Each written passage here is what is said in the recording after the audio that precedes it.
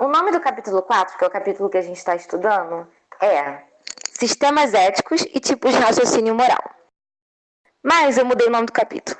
Agora se chama Principais Sistemas Éticos Não Deontológicos. Porque é sobre isso que o capítulo trata. E eu estava explicando para vocês, né? Primeiro, são os principais, porque são os mais comuns de nos depararmos por aí. E acredite em mim, eles são muito usados.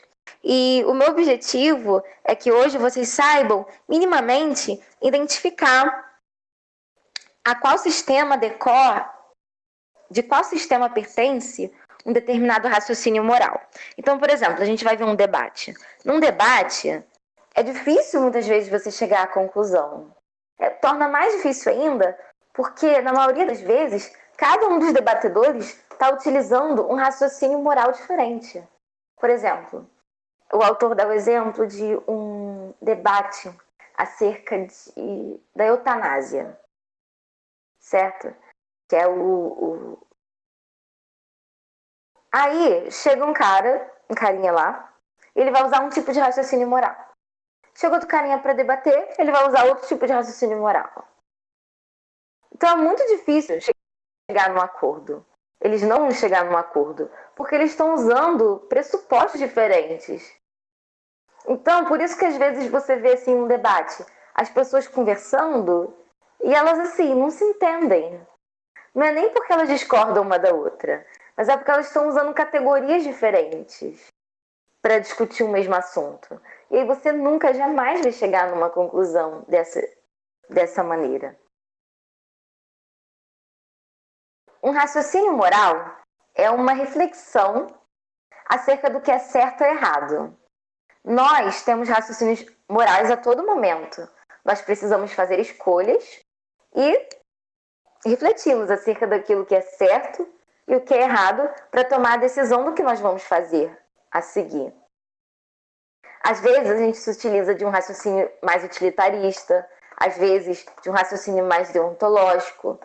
Por isso que é importante a gente entender qual é o método que a gente está usando para tomar as nossas decisões. Se a gente começa a entender o jeito que nós pensamos, também vai ser mais fácil a gente perceber onde está tropeçando. A gente consegue tomar mais consciência das nossas decisões e também começa a limpar as contradições que existem nos nossos próprios pensamentos. Porque como seres humanos, nós temos muitas contradições nos nossos pensamentos que muitas vezes nós nem percebemos. Bom, então são os principais sistemas éticos. E o que é um sistema ético? Eu vou definir como um conjunto de ideias sistematizadas, que estuda a moral. Ou seja, é um conjunto de ideias, certo? Acerca da moral. Beleza? Isso que é um sistema ético. E cada um desses sistemas tem várias vertentes.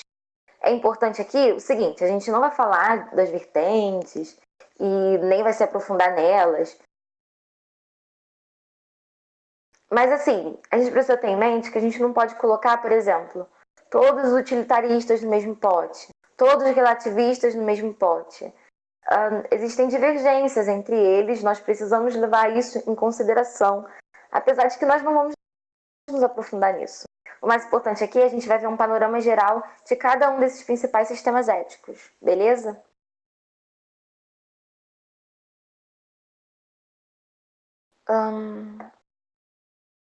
Ok. Então, a gente viu que um sistema ético é um conjunto de ideias sobre a moral. E assim, como cada um deles tem ideias diferentes, tem pressupostos diferentes, cada um deles vai gerar tipos de raciocínio moral diferentes.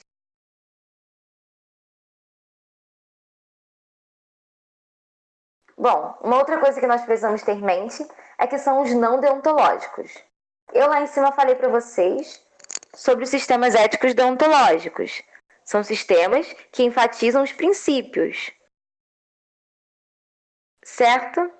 Vocês estudaram, por exemplo, sobre a ética do Antigo Testamento e viram que a ética do Antigo Testamento é predominantemente teleológica. Desculpa, gente. É predominantemente deontológica. Afinal, ela era baseada na lei. Ela não era exclusivamente deontológica, mas era principalmente deontológica. Ela era baseada na lei. Era a lei lá que dizia o que era certo e o que é errado. Mas os sistemas éticos deontológicos vão ficar de fora dessa vez. E a gente vai para os outros sistemas éticos.